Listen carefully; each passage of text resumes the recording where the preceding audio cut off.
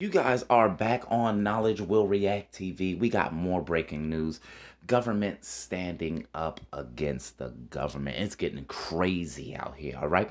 Now, here's an update.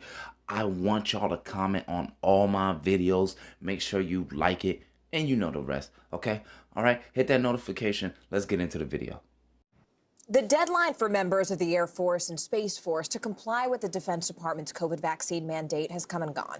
Now the attention turns to those who are unvaccinated and what consequences they may actually face. Let's bring in NBC News Pentagon correspondent Courtney Kube. Courtney, do we know yet how many service members actually failed to comply with that November 1st deadline?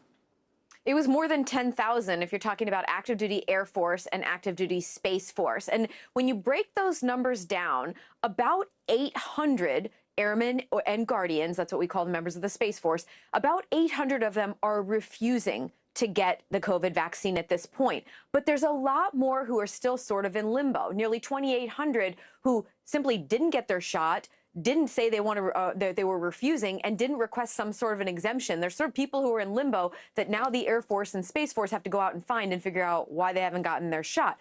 Beyond that, though, another nearly 5,000 have requested a religious exemption and are still waiting to hear that it's still under review whether it will be granted. Now, it's important to point out, though, so far, the Air Force, Department of the Air Force has not granted a single religious exemption. They have granted about 2,000 other exemptions. The majority of those are for medical or administrative purposes. Some examples of that, of the medical exemptions, are people who are going through chemotherapy and it could hurt the efficacy of their chemotherapy drugs. Also, women who are in high-risk pregnancies. Those are expected to be temporary exemptions. So far, the only numbers we have on this, though, are from Air Force and Space Force. The next deadline is the end of November, November 28th, for the Marine Corps and the Navy, Morgan. Courtney, we're about to hit a break here, so I just want to ask you this super briefly while we have you. We know the Pentagon is set to release its findings about that drone strike in Afghanistan that killed 10 civilians in August. Do you have any idea what we can expect from that?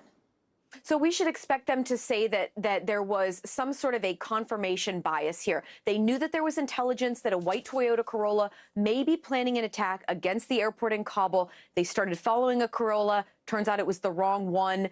What we are learning, what we're waiting to hear, though, is how did they start tracking the wrong vehicle in the first place, and will anyone be held accountable? We'll hear more about that at 2:30 today, Morgan. All right, Courtney Kube for us, the Pentagon. Courtney, thank you. Thanks.